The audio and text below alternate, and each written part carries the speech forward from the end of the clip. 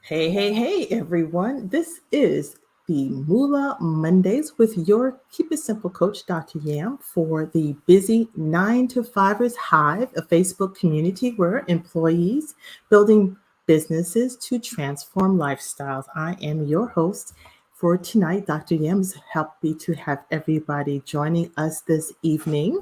If you have not already done so, please make sure you have an opportunity to connect with me.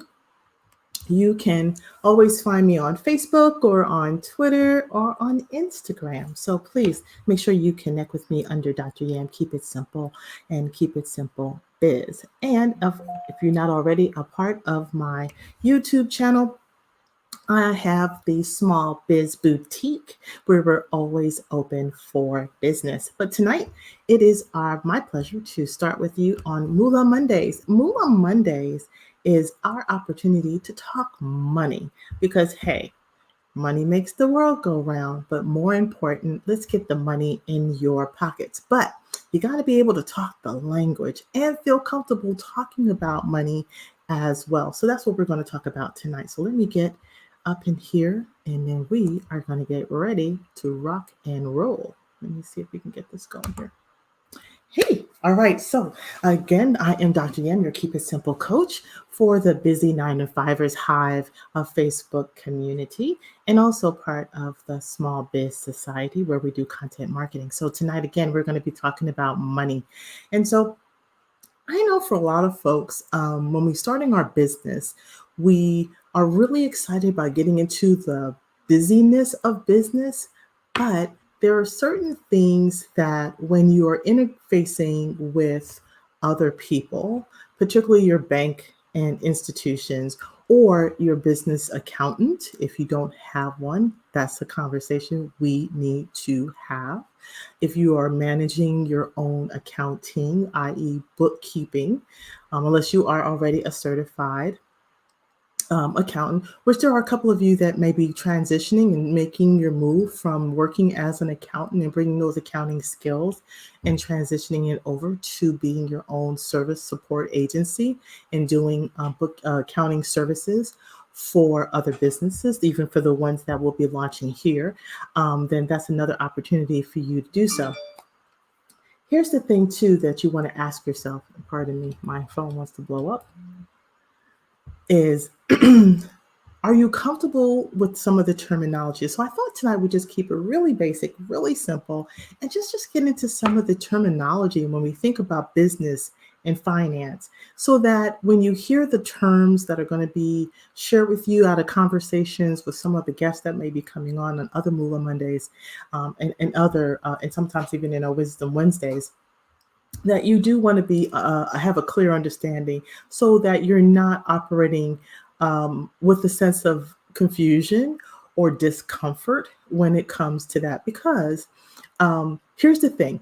I heard this one time, which I thought was the craziest thing. So I was talking to a client at the time, and we were breaking down some numbers with respect to how she intended to get to her goal. And so while I was asking her some detailed information with respect to some of her pricing or some of her breakdowns, some of her expenses, she quickly came to acknowledge, or not even acknowledge, but she made this statement. And the statement was that I'm not really good at math. And so I cringed first, as I always do. And I know that's a mindset issue. Number one, you graduated from high school. So you do know math. You may not feel comfortable doing it, but you do know enough about the basics. And here's the thing. If you're going to make it that you're not good at math, then you need to figure that out before you get into business. Because at the end of the day, we're all here to make money. And in order to make money, you got to manage that money. And that means you do need to know your numbers. There's I remember, this is a while back, so some of you who are not in my generation may not be aware, but we have a lot of people who are in industries of all different types who have mismanaged money. And primarily because they gave that responsibility, that ownership over to someone else to manage their money for them, trusting that they knew what they were doing because they didn't feel like I'm not a money person because I'm not good at math, so I'm going to give it to somebody else. And I'm here to tell you, wrong answer. Wrong answer. And even when you make a lot of money and you think, well, I'm going to give it over to this, you still have signing power and you still need to be the one asking the questions. And so, for those of you who are ready to blow up and make lots of dough and 10K and 5K and all those X's and a K's or whatever, know and understand this. At the end of the day, you've got to understand what's coming in and what's going out, and that you, the owner, the entrepreneur of this business enterprise that you're starting for yourself, you got to know your numbers. And so it's imperative that you may have somebody who can manage the transactions and book them and enter them into your books and all that. And we'll talk about that in a minute. But no one should sign off on a check or a bill or anything. They could line everything up for you and say, here's for you to review, which is what we'll talk about when we think about statements and all, that's their job. But at the end of the day, it's your job as the business owner to make sure that everything is in order. And if you question something or don't understand something, you best believe you better ask and know and understand how those numbers came to be before you sign off on anything, before you give anybody else a signature power, right? And I know for many of us that are starting right now, you may say, oh, well, it's just me. I'll be okay.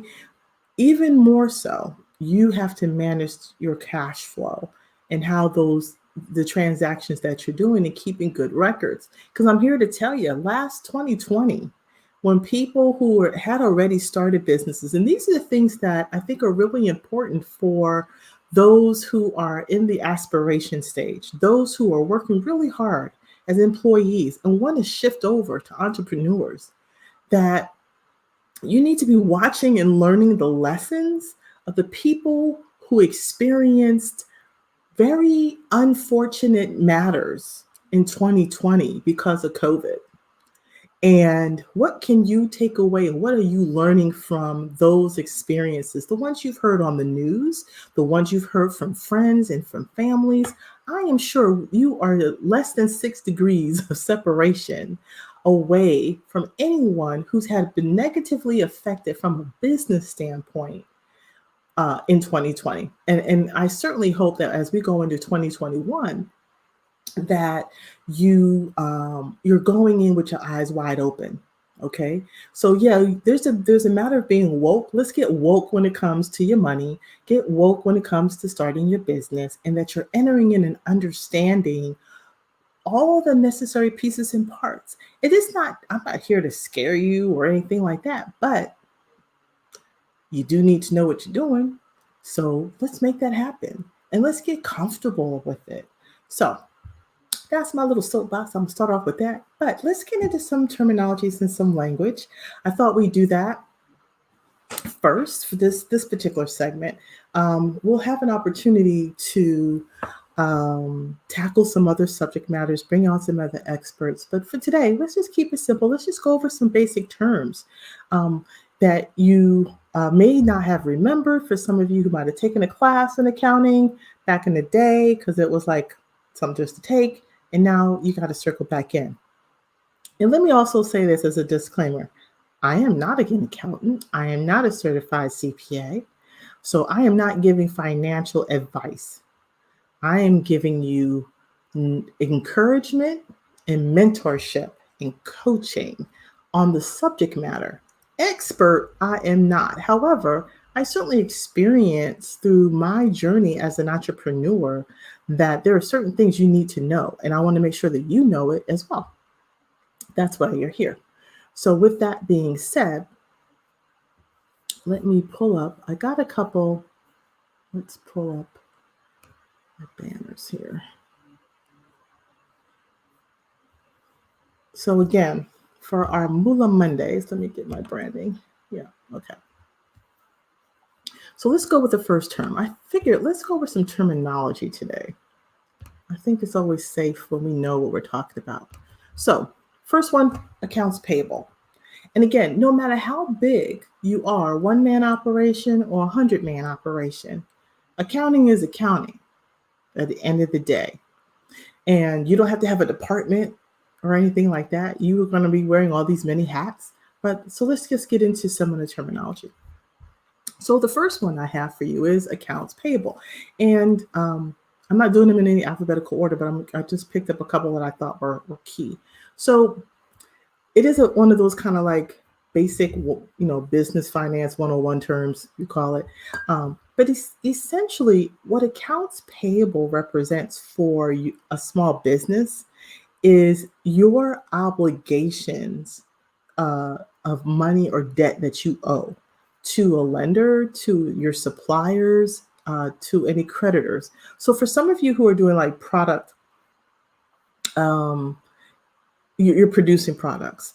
And in some cases, you may purchase for a term, you may get some products and pay on a line of credit. And so then you turn around and then you pay that creditor off. Or you may have 30 days to pay it off. You may have 90 days, depending on whatever those terms and conditions are. And so anything that you owe in the form of debt to your bank, to, like I said, suppliers or your creditors and the like. So, sometimes they're called AP, we call it for short.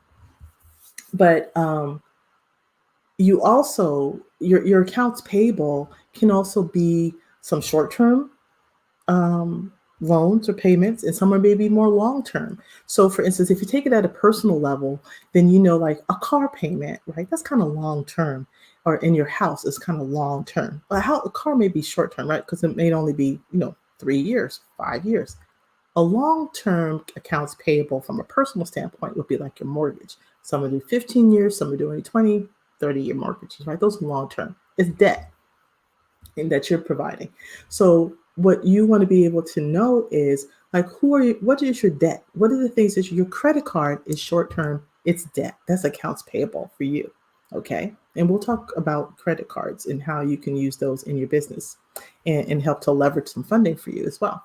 So accounts payable is a basic kind of one-on-one term that you should know. So put that down. And also, by the way, I say this all the time. I probably failed to say it starting in this particular live session, but grab your journal, grab your pen, write this stuff down.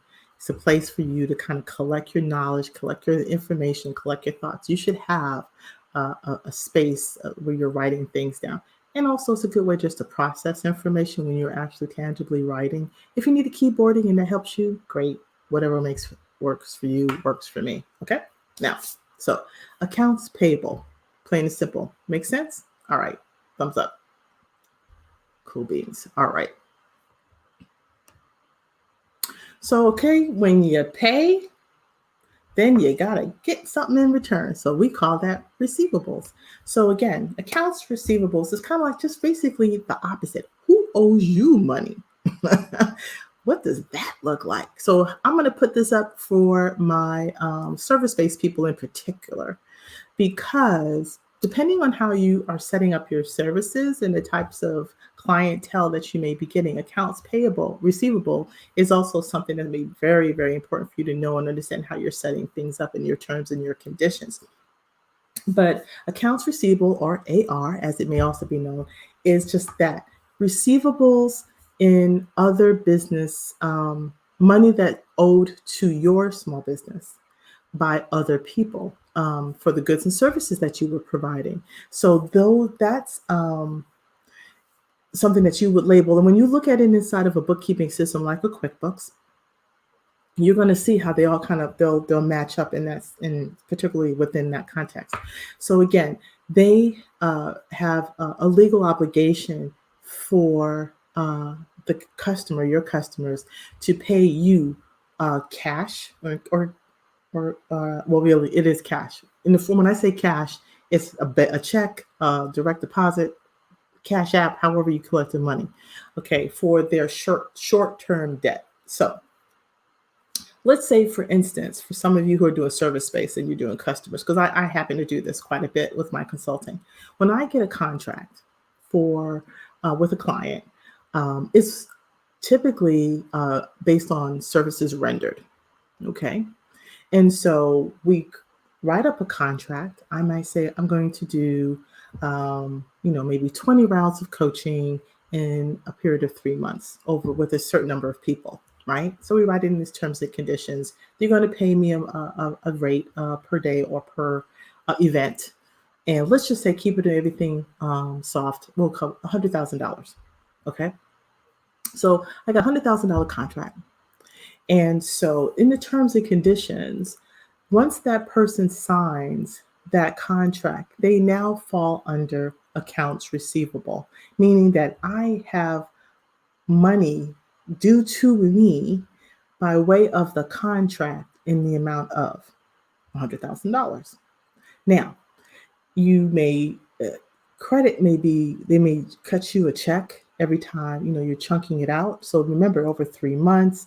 And so you may say for every event, let's just say it's $10,000 or $5,000, $10,000, whatever it is. So let's say they send you that check for $10,000. That's now $10,000 that's received. You'll be able to credit that person's charge on that. So now their debt comes down to $90,000, and then now it's part of your assets. You have now $10,000 in cash flow sitting in your account. So accounts receivable is when you get clients who owe you money. So some of us who are doing one-on-one coaching and we're selling coaching packages, we're doing even events, and people are signing up. Sometimes, depending on how flexible you are, you may choose to say, okay, well, you pay ahead, or you can, put some money down, but you're going to pay others. So let's just say that a contract was $5,000 contract for one of your coaching cycle services, right? And it might have included, 10 live coaching sessions and a whole bunch of other stuff. And so the person already put money down. Let's say they put down $500, and that $5,000, that means they got $4,500 left. So there's $4,500 in accounts receivable that is due you, that person has, that's debt due to you. Okay. So accounts payable, what you owe out, accounts receivable, who owes you money. And what you don't want to have happen is you don't want your accounts receivable to be so high and out of control. You really need to be making sure people are making payments on time by the terms as you had them determined at the point of the contract.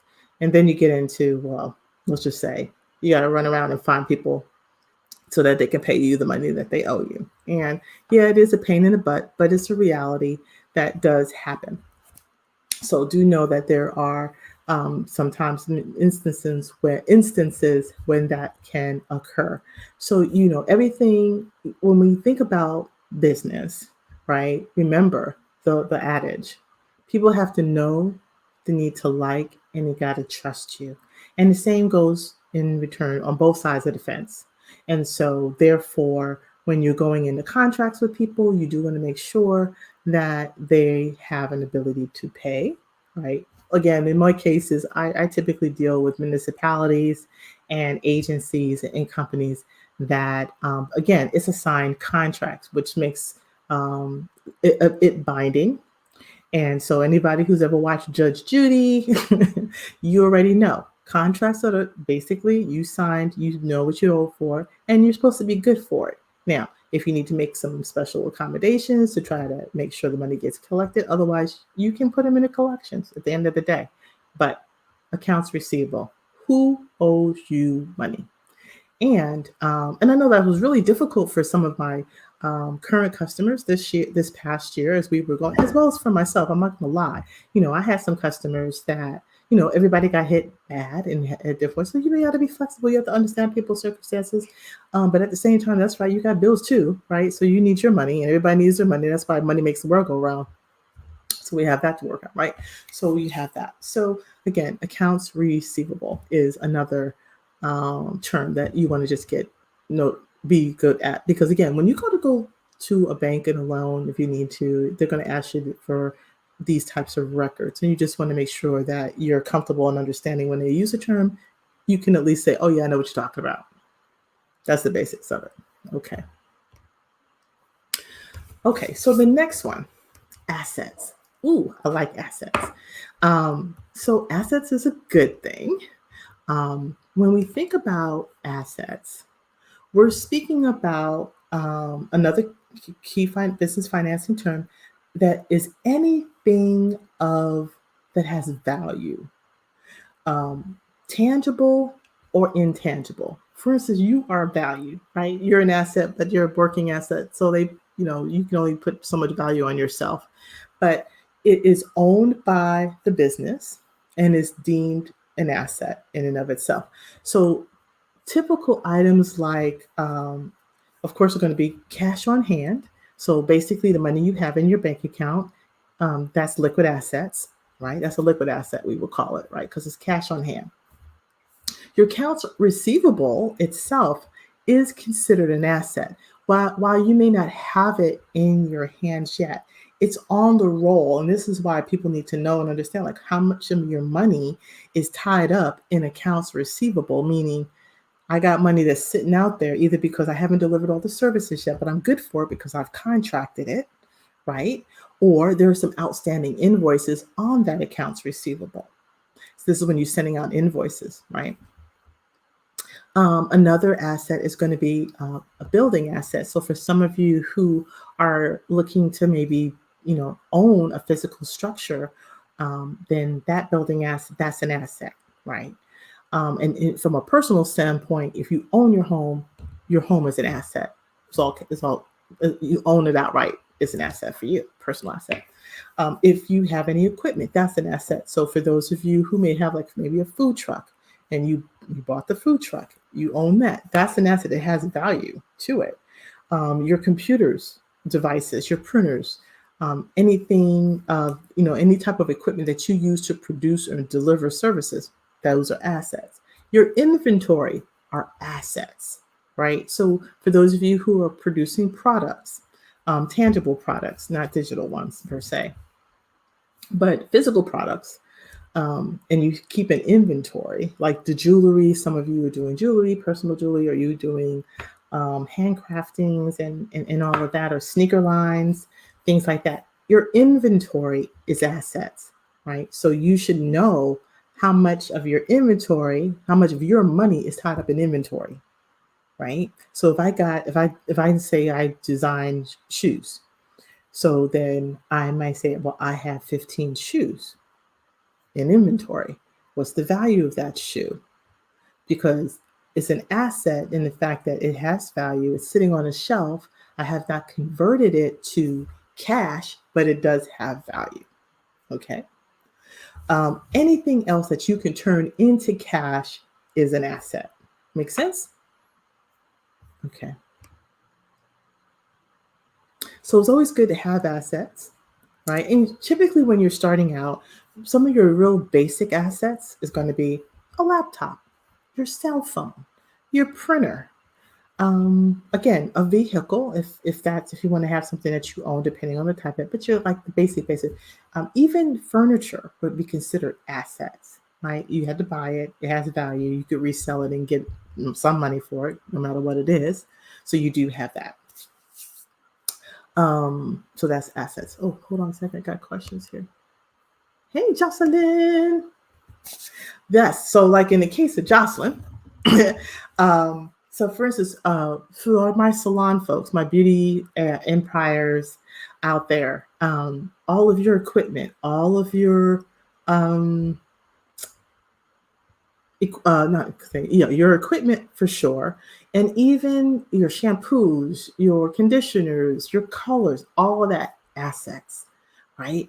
And so one of the things that you want to make sure in any of those examples is you never want to have so much inventory that you're not, because of your cash flow or the types of transactions, is enough where you're able to turn over your inventory. And we'll talk about inventory control on another day. But the basic elements to that is just that.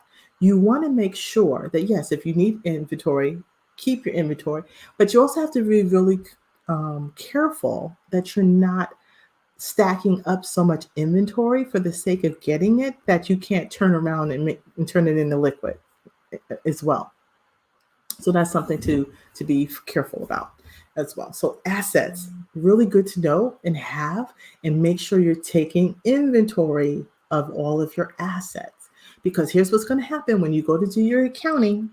There are going to be some places inside of your software that are going to ask you about things that you own, right? Your equipment and things like that. And when did you buy it? There's a whole thing around depreciation and all that good stuff. So you always want to keep your inventory as keep everything on track. Keep a list on a spreadsheet, whatever you need to do. But assets, they're very, very important. All because at the end of the day, it's tied to money. Okay. Another one, and then we're going to wrap up for today.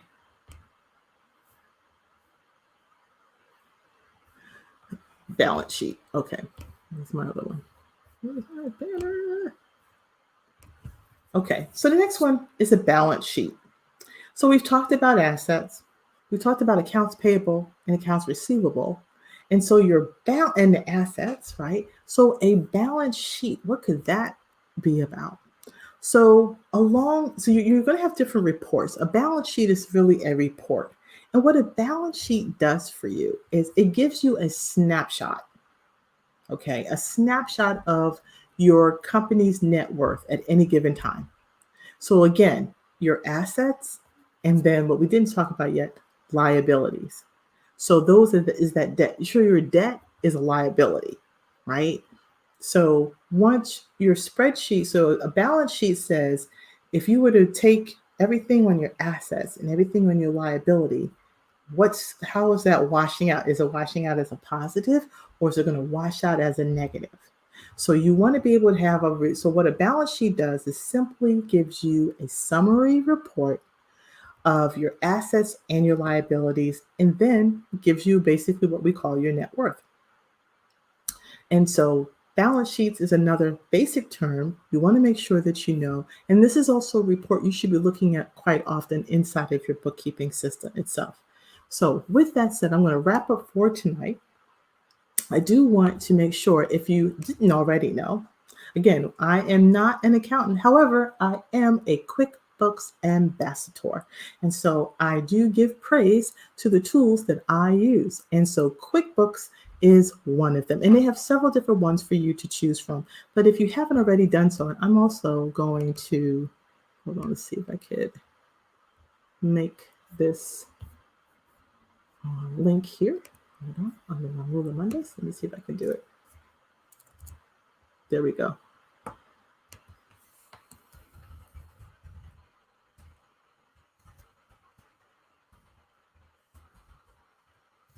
Okay, I put this in the comments as well.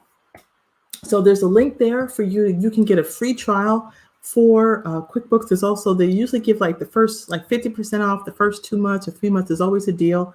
I never know because they're always changing it. So just know that, take advantage of it if you haven't already done so. But I will tell you that, again, it's the beginning of the year and you need to make sure you are managing the money that you have, because you're working hard, or you soon will be. And so you want to make sure you start getting ready as a part of your business. And so we'll be talking in more details about setting up QuickBooks and all the good things that you can do with that as a part of one of the upcoming challenges or the master classes. But if you want to just take a peek and learn a little bit more, do know that click on that link and that will take you to the detailed information over at QuickBooks. All righty.